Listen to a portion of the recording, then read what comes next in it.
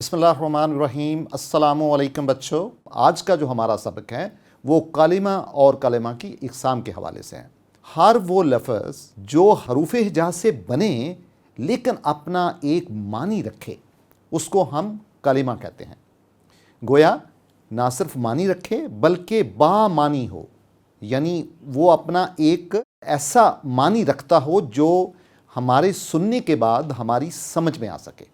तो गोया ऐसा लफ्ज़ जो बामानी होगा उसको हम कलिमा कहेंगे। और कलिमा की तीन बड़ी इक़साम हैं। पहले को हम कहते हैं इस्म, दूसरे को हम कहते हैं फ़ेल, तीसरे को हम कहते हैं हर्फ, और एक और लफ्ज़ भी होता है उसको हम बोलते हैं मस्दर। मस्दर जो है वो फ़ेल से बनता है, तो गोया वो इसकी किस्म तो नहीं है लेकिन उसको हम फ़ेल की एक शक्ल कह सकते हैं। इस्म क्या होता है? हर वो चीज़, हर वो नाम, किसी भी चीज़ का जो आप ज़िंदगी में सोच सकते हैं उसका नाम आप ले सकते हैं। जो आपको नज़र आती है, आपके कानों में पड़ती है, उसको हम इस्म बोलते हैं। दूसरी इसकी जो किस्म है कलमा की, उसको हम फ़ेल बोलते हैं। तो फ़ेल क्या होता है? एक ऐसा जुमला, एक ऐसा कलिमा जिसमें किसी काम का करना पाया जाए और उसके साथ उसका ज़माना, उसका भी इजहार पाया जाए, उसको हम फ़ेल बोलते हैं। मसलन मैं कहता हूँ कि खालिद ने किताब पढ़ी, फिर मैं कहता हूँ खालिद किताब पढ़ता है, फिर मैं कहता हूँ खालिद किताब पढ़ेगा। आप देखें बच्चों, तीन जुमलों में दो बातें मुश्तरक हैं। वो क्या हैं? पहले में ज़माना माजी पाया जाता है, चूँकि खालिद ने किताब पढ़ी थी, हो सकता कल पढ़ी हो या परसों पढ़ी हो या एक हफ़्ता पहले पढ़ी हो, तो गोया ये ज़माना माजी है। और खालिद किताब पढ़ता है तो ये हाल का सीगा है, यानी वो काम कर रहा है, ये भी फ़ेल है। इसी तरह खालिद किताब पढ़ेगा, वो मुस्तक़बिल की बात है लेकिन इसके अंदर भी काम पाया जाता है। तो गोया एक ऐसा कलिमा जिसके अंदर काम का होना पाया जाए और साथ वक़्त का ज़िक्र पाया जाए, उसको बच्चों हम कहते हैं फ़ेल। मसलन पढ़ना, लिखना, रोना, धोना, खुश होना, खेलना, ये सारे बच्चों क्या हैं? ये फ़ेल हैं। कुछ फ़ेल ऐसे होते हैं बच्चों कि जिनमें काम का वक़्त नहीं पाया जाता लेकिन काम करने का अंसर उसमें पाया जाता है। मसलन सिंपल मैं कहूँ ना, मैं उसमें वक्त का जिक्र करूँ, मैं कहूँ लिखना, पढ़ना, धोना, खेलना, तो ये क्या है? ये मस्दर है।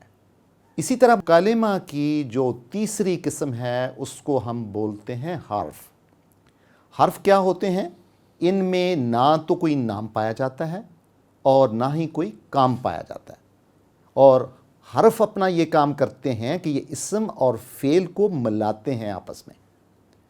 मिसाल के तौर पे जब हम कहते हैं खालिद ने किताब पढ़ी, तो जो ने है ये हर्फ है। या मैंने आपकी कार चलाई, आपकी जो की है ये हर्फ है। इसे हम अंग्रेज़ी में कहते हैं प्रेपोजिशन, यानी जैसे में, से, को, तक, ये सारे के सारे हरूफ हैं। अलामत इस्म जो है इसको हम पहचानते कैसे हैं? बहुत आसान है। इस्म जो है इसकी दो निशानियां हैं पहचानने की। आप स्क्रीन पे देख सकते हैं। पहली निशानी क्या है? इस्म का जो लफ्ज़ होगा उसका जो आखिरी हर्फ है उसके ऊपर या तो दो पेशें आएंगी, या इसके ऊपर दो ज़बर होगी, या इसके नीचे दो कसरा आएंगी, या कसरा की तनवीन होगी। लिहाजा जब अलामात डबल हो जाती हैं उसको हम बोलते हैं तनवीन। तनवीन का मतलब है या दो पेशें जिसको हम अरबी में दम्मा बोलते हैं, या दो ज़बर जिसको हम फतहा बोलते हैं अरबी में, और इसी तरह या दो ज़ेरें जिसको हम अरबी ज़बान में कसरा बोलते हैं। आप देखें जितने इस्म स्क्रीन पे आप देख रहे हैं इन सारों पे क्या है? तनवीन है उसके आखिर में। नाज़रीन, मैं बताता चलूँ कि कुरान हकीम में तनवीन वाले अल्फाज 14,000 हैं, जबकि अरबी ज़बान में तकरीबन 85% ऐसे अल्फाज हैं जो तनवीन रखते हैं। एक दूसरी निशानी बच्चों इस्म की होती है जिसमें अल आता है। अल है अलफ और लाम, اور یہ عام طور پہ اسم کے پہلے آتا ہے، اور عام طور پہ ایک اور نشانی بھی سمجھی جاتی ہے کہ ال ہمیشہ خاص نون جو ہوتے ہیں ان سے پہلے آتا ہے، یعنی جو خاص اسم ہوں گے، اور جو تنوین ہے یہ ان اسما پہ ہوتی ہے جو کہ عام ہوتے ہیں، مثلا کرسی ہے، میز ہے، پنکھا ہے، بستہ ہے، ان کے اوپر تنوین لگے گی۔ لیکن جب میں خالد کہوں گا یا خالد کے سائیکل کا ذکر کروں گا تو اس کے اوپر کیا ہوگا؟ پھر ال لگے گا، کیونکہ وہ خاص ہو جائے گا۔ یا کسی شہر کا ذکر کروں گا تو ال لگے گا، چونکہ وہ خاص ہو جاتا ہے۔ اسم کی دو بنیادی اقسام ہوتی ہیں، ایک کو ہم بولتے ہیں اسم ذات، اور دوسری کو ہم بولتے ہیں اسم صفت۔ اسم ذات یہ ہوتی ہے ایک ایسا اسم جو کہ عام ہوتا ہے، کہ جگہ کا نام ہوتا ہے یا شخص کا نام ہوتا ہے۔ مثال کے طور پہ ہم کہتے ہیں ایک مرد، رجل، کتاب، ایک کتاب، قلم، ایک قلم، سیف، ایک تلوار، مسجد، ایک مسجد، مدینہ، ایک شہر۔ تو آپ نے یہ دیکھا کہ اسم ذات کے آخری جو حرف ہے، یعنی آپ دیکھیں رجل، اس میں 3 حروف ہجا ہیں، را، جیم اور لام۔ اس پہ دیکھیں اس کے اوپر تنوین آئی ہے۔ تنوین کسے کہتے ہیں؟ جب 2 علامات کٹھی ہو جاتی ہیں، بے شک وہ پیش ہوں، بے شک وہ زبر ہو، بے شک وہ زیر ہو۔ تو یہاں پہ دیکھیں رجل، 2 دمہ آئے ہیں، کتاب، با کے اوپر دیکھیں 2 تنوین ہیں، یہ تنوین ہے، چونکہ 2 ہیں نا، تنوین اس لیے کہیں گے کہ یہ 2 علامات ہیں۔ تو اس کا مطلب یہ ہوا کہ اسم ذات جو ہے وہ ایسا اسم ہوتا ہے جس کے اوپر تنوین آتی ہے، اور تنوین جو ہے یہ 2 دمہ بھی ہو سکتے ہیں، 2 کسرہ بھی ہو سکتے ہیں، اور 2 فتحہ بھی ہو سکتے ہیں۔ اسی طرح دوسری جو اسم کی قسم ہے اس کو ہم بولتے ہیں اسم صفت۔ یہ وہ اسم بچوں ہوتا ہے جس کے اندر کوئی خوبی یا کوئی خامی پائی جائے۔ مثلا میں کہتا ہوں کہ یہ خالد کا قلم ہے، تو یہ قلم جو ہے یہ بہت اچھا لکھتا ہے، تو اس کا مطلب ہے کہ اس کے اندر یہ خوبی پائی جائے۔ یا میں کہتا ہوں کہ جو ناصر ہے یہ بڑا سچ بولتا ہے، تو عربی میں سے کہتے ہیں صادقن، یعنی جو صدق بولے گا، جو سچ بولے گا۔ میں کہتا ہوں کہ ایک بچہ ہے اس کا نام اصغر ہے اور وہ بڑا لائق ہے، بڑا صالح ہے، تو صالحن بچوں کیا ہوگا؟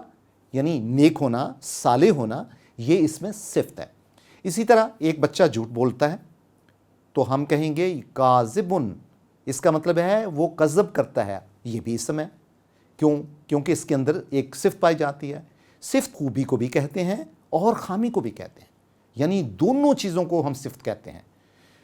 مثال کے طور پہ اسی طرح ہم کہتے ہیں مسلمن، یعنی وہ مسلمان ہے، تو گویا یہ مسلمان ہونا ایک خوبی ہے، اور آپ دیکھیں کہ اس خوبی کی وجہ سے یہ اس میں ذات نہیں ہوگا، اس کو ہم اس میں صفت کہیں گے۔ اسی طرح ایک بندہ کفر کرتا ہے، اسلام نہیں لاتا، سپوز اس پہ یقین نہیں کرتا اللہ تعالیٰ کی ذات پہ، اس کو ہم بولتے ہیں کافرن۔ تو کافرن کے آخر میں دیکھیں را کے اوپر کیا ہے؟ تنوین ہے، یعنی 2 دمہ ہیں۔ تو اس کا مطلب ہے کہ چونکہ اس کے اندر یہ خامی پائی جاتی ہے تو اس کو ہم اس میں صفت کہیں گے۔ اسی طرح ہم کہتے ہیں مومنن، ایسا بندہ جو ایمان رکھتا ہے۔ غور سے دیکھیں اس کے اندر ایمان والی خوبی ہوئی نا، پھر تو اس کا مطلب یہ ہوا کہ ہم اس کو بھی اس میں صفت کہیں گے۔ تو پھر آج آپ کی اس سبق کی مشق یہ ہوگی کہ نمبر 1 کلمہ کی تعریف اور اقسام مثالوں کے ساتھ لکھیں گے آپ۔ نمبر 2 علامات اسم کیا ہیں، مثالوں کے ساتھ واضح کریں گے۔ اور نمبر 3 اسم کی اقسام کیا ہیں اور ان کی بھی آپ مثالیں دیں گے۔ یہ آپ کا ہوم ورک ہے۔ انشاءاللہ ہمارا اگلا جو سبق بچوں ہوگا وہ انشاءاللہ اسم کی جو اجزاء ہوں گے، اسم کے جو عناصر ہوں گے ان کے بارے میں پڑھیں گے۔